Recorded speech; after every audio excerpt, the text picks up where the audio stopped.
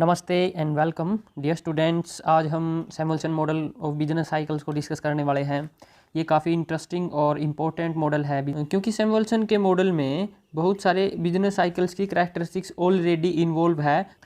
Professor Samuelson हैं जो काफ़ी एमिनेंट इकोनॉमिस्ट रहे हैं। इन्होंने इकोनॉमिक्स की हर एक फील्ड में लगभग काम किया है और इनकी जो स्टडीज़ हुई हैं वो हार्वर्ड और चिकागो यूनिवर्सिटी से हुई है। इन्होंने कई साल आपका MIT में एज ए प्रोफेसर भी काम किया है और साथ में US गवर्नमेंट के लिए ये इकोनॉमिक एडवाइज़र भी रहे हैं। तो काफ़ी फेमस आपके कह सकते हो कि ये इकोनॉमिस्ट रहे हैं। अब इनके दिए हुए मॉडल बिजनेस मॉडल को हम देखेंगे कि कैसे इन्होंने ट्रांसफॉर्म किया अपने मॉडल को। केंजियन इकोनॉमिक्स में मल्टीप्लायर के थ्रू आपकी इकोनॉमिक एक्टिविटीज़ में फ्लक्चुएशंस आती हैं इकोनॉमी में, बट जो हमारे सैमुअल्सन हैं उनका कहना है कि अकेला मल्टीप्लायर इनफ नहीं है ट्रेड साइकिल को जनरेट करने के लिए इकोनॉमी में, क्योंकि मल्टीप्लायर और एक्सेलरेटर मिलकर दोनों का जब इंटरेक्शन होगा तब जाकर वहाँ पर डिफरेंट टाइप ऑफ फ्लक्चुएशंस आपको देखने को मिलेंगी। यहाँ पर इन्होंने 5 टाइप की फ्लक्चुएशंस को बताया है जो कि आगे हम डिस्कस करने वाले हैं। तो सिंपली यहाँ पर इनका कहना ये है कि इन्वेस्टमेंट और इनकम के बीच में म्यूचुअल इंटरेक्शन होता है।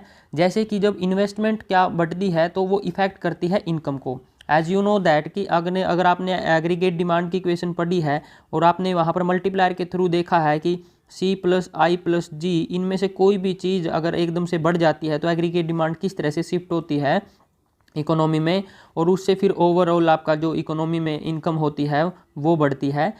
तो यहाँ पर इनका कहना यही है कि इन्वेस्टमेंट जब इनकम को इफेक्ट करेगी तो बढ़ी हुई इनकम फिर से इन्वेस्टमेंट को इंड्यूस करेगी बढ़ाने के लिए कि अभी आप इन्वेस्टर्स इन्वेस्ट कीजिए ताकि यहाँ पर एग्रीगेट डिमांड अप जारी है, आपका और ज़्यादा प्रोडक्शन बिक सकता है। इस तरह से आपका ओवरऑल एम्प्लॉयमेंट में फ्लक्चुएशंस एक साइक्लिकल मैनर में आएंगी, ठीक है ना, और कभी डाउन और कभी अप स्विंग्स आपकी ये इकोनॉमी में लगी रहेंगी।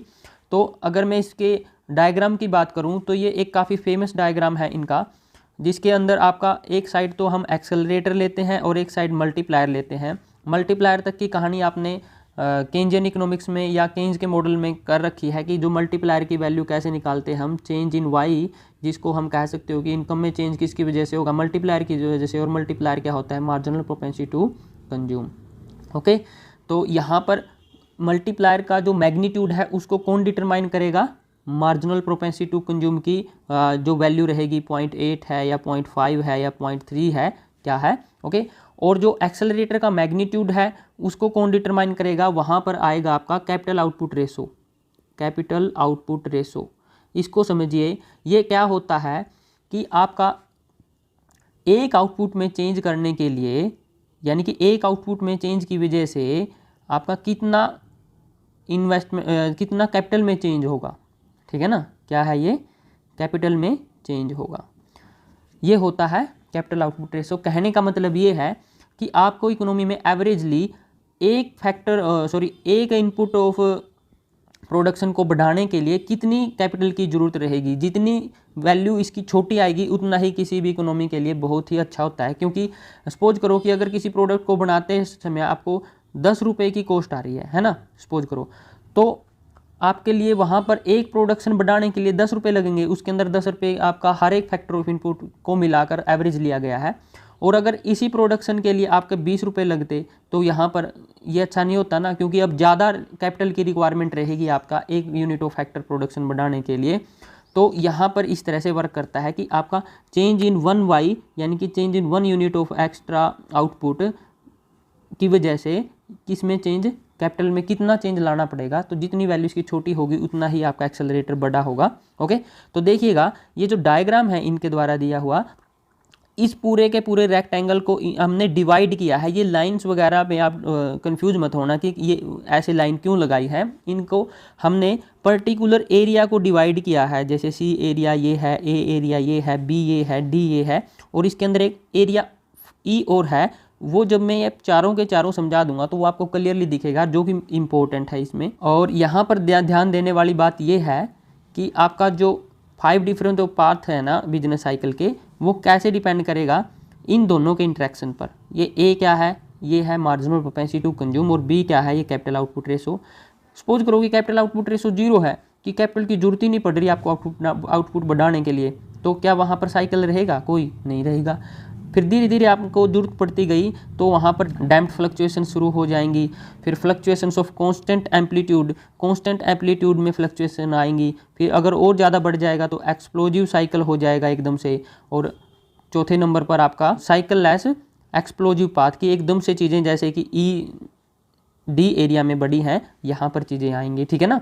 डियर स्टूडेंट्स, आप ध्यान दीजिएगा कि यहाँ पर जो सी और वी का इंटरेक्शन हुआ है उसकी वजह से B, C and E region में तो आपका बिजनेस साइकिल बनेंगे, लेकिन जो आपका रीजन ए है और रीजन डी है इसके अंदर आपकी फ्लक्चुएशंस नहीं बनेंगी। वो क्यों नहीं बनेंगी? देखिए, आप पहले यहाँ पर ई रीजन को ढूंढते हैं हम। ई रीजन कहाँ पे है? तो देखो आपका यहाँ पे तो जैसे जैसे ऊपर बढ़ोगे आप वाई एक्सिस पर, वैसे तो आपका मार्जिनल प्रोपेंसिटी टू कंज्यूम बढ़ रहा है। यहाँ पे 1 हो रहा है सपोज करो, ठीक है ना। और यहाँ पर बढ़ रहा है आपका एक्सेलरेटर की वैल्यू। एक्सेलरेटर की वैल्यू इस तरह से बढ़ रही है। और मैंने कहा कि एक्सेलरेटर की वैल्यू बढ़ना मतलब आपके लिए अच्छी चीज़ नहीं है। तो यहाँ पर जब एक्सेलरेटर होगा, जितना इस साइड होगा उतना ही आपका लिए इकोनॉमी में ज़्यादा बूम आएगा, यानी कि ज़्यादा इनकम बढ़ेगी। और जितना एक्सेलरेटर छोटा होता चलेगा, मतलब जिसकी वैल्यू बढ़ती चली जाएगी, तो आप वो फ्लक्चुएशन लाने के लिए रिस्पॉन्सिबल कम माना जाएगा। ठीक है ना। तो देखिएगा आपका जो रीजन फर्स्ट है ना, इसके अंदर मार्जिनल प्रोपेंसिटी टू कंज्यूम तो जितना ज़्यादा बड़ा होगा उतना ही अच्छा है ना, और एक्सेलरेटर जितना छोटा होगा उतना ही अच्छा। तो यहाँ पर एकदम से आपका फ्लक्चुएशंस क्या हो गई हैं? हाई हो गई हैं, और इनकम एकदम से बढ़ के आपका फर्स्ट रीजन में इस तरह से जाएंगी। ठीक है ना, टाइम के अकॉर्डिंग हो गया। अब सेकंड रीजन देखिएगा, बी में क्या है आपका? एक्सेलरेटर यहाँ तक तो ठीक था, यहाँ तक तो आपका एमपीसी भी बढ़ रहा और एक्सेलरेटर भी मान के चलो कि वैल्यू अच्छी खासी है। ठीक है ना। तो यहाँ तक तो आपका देखो जो फ्लक्चुएशंस हैं मार्केट में वो पूरी हैं, और उसके बाद जैसे ही एक्सेलरेटर ने काम करना बंद किया, यानी कि प्रभाव उसका कम होगा, और साथ में एमपीसी भी गिर रहा है, तो यहाँ पे देखो आप नीचे जाके चीज़ें क्या हो रही है? डिमिनिशिंग हो रही है। तो यहाँ पर जो आपकी फ्लक्चुएशंस हैं डिमिनिशिंग हो जाएंगी। ओके। और ये तो बी रीजन की बात हुई। और सी रीजन में देखिएगा आप कैसे हुआ है। अब सी रीजन में यहाँ से शुरू हुआ, मान के चलो यहाँ पर एमपीसी तो है हाई और एक्सेलरेटर भी हाई है, और धीरे धीरे क्या हुआ? एक्सेलरेटर की वैल्यू डाउन आना शुरू हुई है, लेकिन एमपीसी की वैल्यू भी आपका डाउन आना शुरू हुई है। तो इस वजह से आपका यहाँ पर क्या चीज़ें रहेंगी? इस तरह से रहेंगी। ठीक है ना। और एक्सेलरेटर बढ़ जाएगा, एमपीसी घट जाएगा, तो यहाँ पर भी वैल्यू घट जाएगी। और डी रीजन में आपका देखिएगा कि ऊपर क्या है? इससे ज़्यादा ही है वैल्यू, और जैसे जैसे आप इसको नीचे लाओगे तो ये नीचे हो जाएगी। तो यहाँ पर भी क्या है? फ्लक्चुएशन नहीं आ पाएंगी इतनी ज़्यादा। ओके। अब ई रीजन जो कि मोस्ट इंपॉर्टेंट है, यहाँ पर आपको देखने वाली बात ये है कि ई रीजन जो ये डैश लाइन है इसके एग्जैक्ट ऊपर है। जैसे कि मैं अगर ये लाइन लगाऊँ, ठीक है ना, ये रीजन है आपका ई। अब देखिए कि यहाँ पर ई में रेगुलर फ्लक्चुएशंस आ रही हैं, और ये मान कर चलो मैनेज है, ज़्यादा ना तो अप है ना ज़्यादा डाउन है। अब ये कैसे आई देखिएगा आप। इंट्रैक्शन जब मैंने ऊपर लिखा मॉडल में, उसका अब यहाँ पर मतलब समझना कि आप जो एक्सेलरेटर है और एमपीसी है, अब आप देखिए यहाँ पे तो एक्सेलरेटर भी और एमपीसी भी ठीक है दोनों। अब जैसे जैसे इससे आगे बढ़ोगे एक्सेलरेटर की वैल्यू बढ़ती चली जा रही है और एमपीसी की वैल्यू घटती चली जा रही है। तो चीज़ें क्या हो रही हैं? ऐसे और ज़्यादा नीचे जा रही है और इसकी वैल्यू बढ़ती जा रही है। तो यहाँ पर एग्जैक्टली क्या होगा? जो फ्लक्चुएशंस होंगी ना वो आपकी एक रेगुलर मैनर में, यानी कि आपका मैनेज फॉर्म में रहेंगी। तो इस करके जो ई रीजन है वहाँ पर आपकी जो फ्लक्चुएशंस हैं वो रेगुलर साइकिल में रहेंगी। डी एरिया में आपका एक्सप्लोजिव फ्लक्चुएशंस रहेंगी, एकदम से कम फिर एकदम ज़्यादा, और डैम्प्ड फ्लक्चुएशन रहेंगी सी एरिया में। और बी और ए एरिया में रहेंगी आपका हाई वैल्यू ऑफ के and A and low value of के एंड ए। इसमें इसके अंदर आपकी चीज़ें ऐसे रहेंगी। ठीक है ना। कुछ चीज़ें आपको याद रखनी है, वो इम्पोर्टेंट है यहाँ पे, कि जो कुछ कैटेगरी के बिजनेस साइकिल होते हैं, बिजनेस साइकिल थ्योरी होती हैं, वो अज्यूम करती हैं कि value of multiplier and accelerator will generate explosive cycle.